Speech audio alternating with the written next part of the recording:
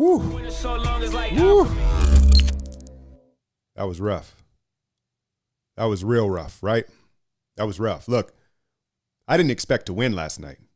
I didn't expect to win, but I didn't expect to go down like that, right? The context is everything. I keep bringing that word up because it matters so much in life and in everything and in sports. You can look at the numbers and you could say, well, they weren't supposed to win and a loss is a loss, but it really depends on what happened. And the context was the Clippers barely broke a sweat.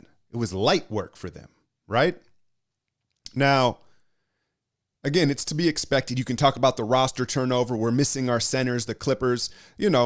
I think my main takeaway was that Steph, Draymond, and D'Angelo Russell, the three all-stars that are playing on this team, they kind of got discouraged too early, kind of rolled over and waved the white flag too early on. And what do you think that's going to do? It's going to have a trickle-down effect to the young players on this team. And I think that we've got to keep our eye on both Steph and Draymond's mentality. It's easy to push through frustration and keep fighting when you know at the end of the day, like, hey, we're going to be competing for a championship. But when you may not see the light at the end of the tunnel, do you keep fighting? And we don't really know that about these guys. I would hope that they do, right? We know their character somewhat, but it's not as easy to keep pushing through and fighting and say that's all right when you don't know the end result. In the last 4 or 5 seasons, the Warriors knew ultimately we're competing for a championship. Let's push through. It's worth it. And so those guys being the leaders, they've got to show more resiliency mentally and with effort. Scared the shit out of me when Draymond got hit in the arm, right? Like I was like, y'all know me that have been following me for years. I tend to get jump to conclusions. I'm like, oh, he broke his arm. He broke his arm, right? Because it's like it's either a stinger or it was a break. Now the medical staff said it was a contusion, but let me ask y'all this. Let me get some hands in the audience. The audience, what the hell are you talking about? How many of y'all were, when Draymond came back out, were confident like, oh, he's okay. He got the pad on, he's okay. Right? Because I don't know about y'all, but I don't have a lot of confidence in this medical staff. And look, I'm not on total one end side of things where I'm like, oh, they ruined KD and all that. I understand, that there's a gray area and, there's multiple people making decisions, right? But I will take you to Kevon Looney, who I was completely surprised to see him starting, let alone playing. Because if you just remember, go back a video ago or two where I was talking about the advancements in sports science. It was the video on Klay Thompson and will he play this year? And I was talking about how in today's athletes, we better understand that it's not just about healing. It's about getting back in shape and letting everything fire properly, right? And so that's why, again, I am shocked that Kevon Looney was out there. He looked like he was fresh off the couch, 15, 20 pounds heavy. That being said, he played well. 9 rebounds in 10 minutes, hit a corner 3 ball, but you could see he was out of shape and overweight. And then sure enough, he came up lame on the hamstring. I know they say it's tight. Tight means it bit him at some point. If you go check my patron breakdown, I point out where it bit him. And so it just gets me to thinking, how congruent is the front office? How cohesive are they working together? Because you say, if you're a trainer, and this is where the training staff needs to put their foot down, right? And say, Looney's out of shape. I know we're desperate. We're missing Willie Cauley-Stein. We want to make a good showing at the new arena. But the dude was clearly, there was a high chance of it happening and they allowed it to happen. And apparently he tweaked it twice in camp. So I question the training staff. I do. And I don't have a whole lot of faith in them. Remember, we got rid of Chelsea, that with the popped collar, right? The short-haired chick, the Australian, I believe. Or no, did we bring in the Australian? I don't know where she's from, but she's in Atlanta now. And this new training staff, they don't have a great track record. And so I say that to say, when they brought Draymond back in, I'm still waiting to hear news. I'm not sure, we've seen the way in today's sports media and the way things are covered, you see it in football a lot, the teams will kind of trickle out the information. Remember when it was announced Zion had knee surgery? First it was he's resting due to knee soreness, right? And then they strategically waited till the day where everybody was signing their contract extensions right? The youngsters were getting their second deals, Jaylen Brown, Buddy Hield and those boys, right? And then they were like, oh yeah, by the way, Zion has a torn meniscus. He's out 6 to 8 weeks. So there's a lot of deception going on with these organizations just to kind of control the narrative. But I think that ultimately the question that I have for the big picture is Joe Lacob going to kind of get Jerry Jones syndrome?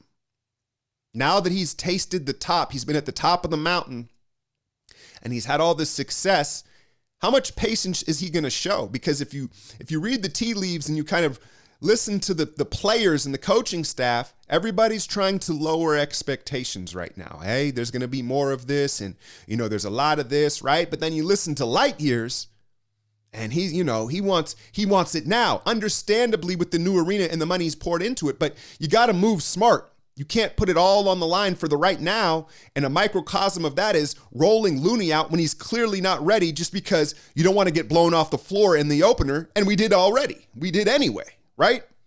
Not a whole lot to talk about the game itself, the pick and roll coverage. Now, they've dropped the switch everything. No Iguodala, no Sean, no Durant, right? There's not that versatility. So now they're doing a drop coverage with these young guys. You saw Spellman, Chris, everybody get kneed up on that drop coverage. And, we don't really have the personnel to do that right now until if Looney and Cauley-Stein are healthy. Okay, let's see how that works. But right now, I would make the argument with the youth and being a smaller roster, it'd be beneficial to just stick to the switching. And you saw Steph and Draymond even struggle because they're so used to switching. And so I think we may see them quickly go back to switching, or at least until Willie Cauley-Stein can kind of man the middle and be a rim protector. That drop coverage really only works with the rim protector, and we don't have one. So, despite it looking so bad, and I'm not losing sight of perspective, I'm excited because I'm interested to see what we're going to learn about these dudes, what we're going to learn about Kerr, these adjustments that are going to be need to make, because even the offensive system is going to need some tweaking and some changing.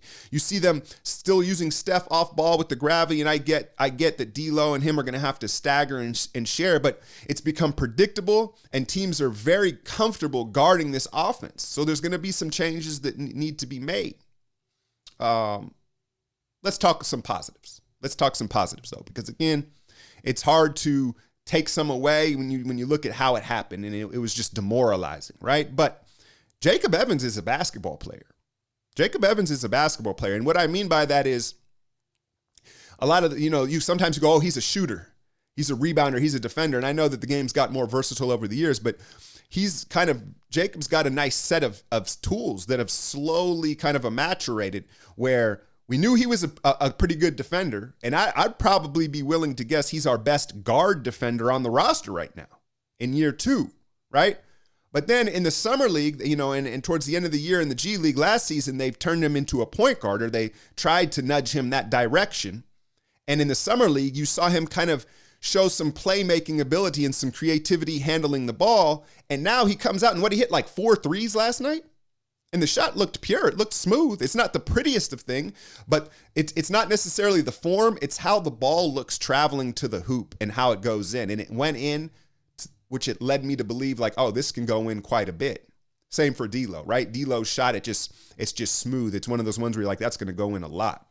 But Jacob Evans is going to find himself on the floor a lot, being one of our only guys that's a kind of a decent defender. And then if he can shoot the ball, so that's a big positive.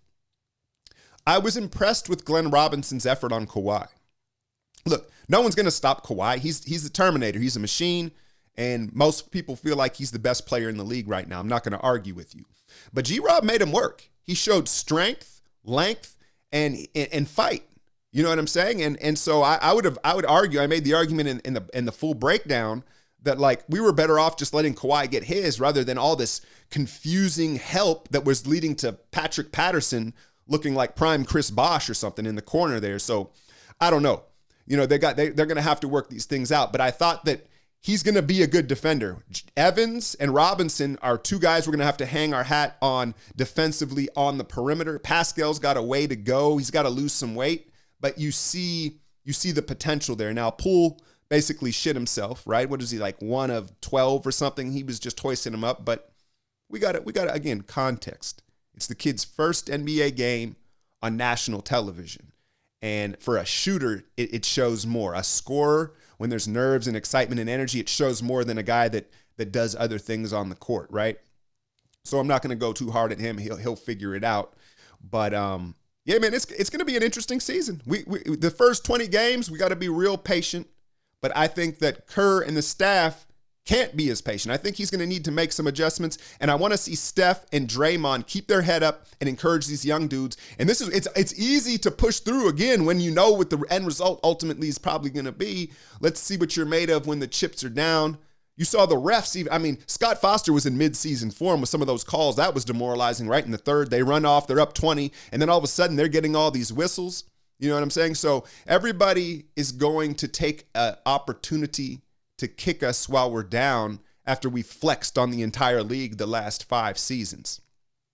I'm going to have every breakdown of every game on my Patreon, as well as big game coverage. I think I'm doing Dallas and the Pelicans tonight as a breakdown, because if we are going to contend for a playoff spot, it's going to be probably those teams that we're looking at, right? And I want my first real look at Luka and KP, and then you also get some live stuff, some post and pre-live game coverage for me on there. Check it out. Give your boy a shot. And as always, hit that like, share, and subscribe. I'm out, y'all. I've been winning so long.